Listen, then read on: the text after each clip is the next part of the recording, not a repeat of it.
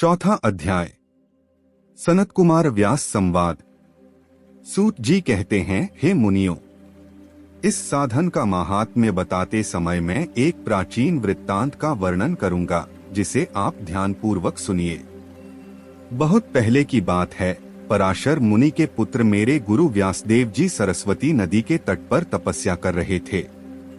एक दिन सूर्य के समान तेजस्वी विमान से यात्रा करते हुए भगवान संत कुमार वहां आ पहुंचे।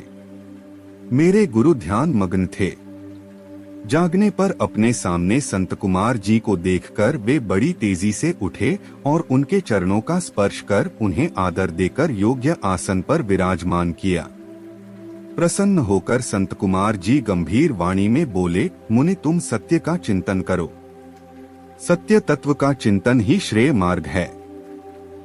इसी से कल्याण का मार्ग प्रशस्त होता है। यही कल्याणकारी है। यह जब जीवन में आ जाता है तो सब सुंदर हो जाता है। सत्य का अर्थ है सदैव रहने वाला। इस पर काल का कोई प्रभाव नहीं पड़ता।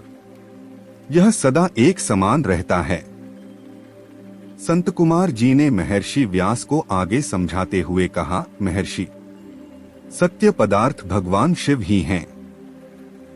भगवान शंकर का श्रवण, कीर्तन और मनन ही उन्हें प्राप्त करने के सर्वोत्तम साधन हैं। पूर्व काल में मैं असंख्यानेक साधनों के भ्रम में पड़ा घूमता हुआ तपस्या करने मंदराचल पर जा पहुंचा। कुछ समय बाद महेश्वर शिव की आज्ञा से सबके साथी तथा शिवगणों के स्वामी नंदिकेश्वर वहां आए और स्नेहपूर्वक मुक्ति का साधन बताते हुए बोले, भगवान शंकर का श्रवण, कीर्तन और मनन ही मुक्ति का स्रोत है। यह बात मुझे स्वयं देवाधिदेव भगवान शिव ने बताई है। अतः तुम इन साधनों का अनुसरण करो।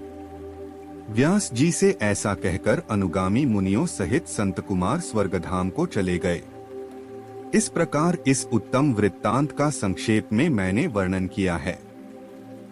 ऋषि बोले, सूत जी, आपने श्रवण, कीर्तन और मनन को मुक्ति का उपाय बताया है, किंतु जो मनुष्य इन तीनों साधनों में असमर्थ हो, वह मनुष्य कैसे मुक्त हो सकता है? किस कर्म के द्वारा बिना यत्न के ही मोक्ष प्राप्त कर सकता है? वीडियो के समापन के लिए एक संक्षिप्त और प्रभावी संदेश हो सकता है। धन्यवाद मित्रों। अगर आपको यह वीडियो पसंद आया हो तो कृपया इसे लाइक करें और हमारे चैनल को सब्सक्राइब करें। अपनी राय और सुझाव हमें कमेंट्स में जरूर बताएं। जल्द ही फिर मिलेंगे एक और रोचक विषय के साथ। तब तक के लिए नमस्ते।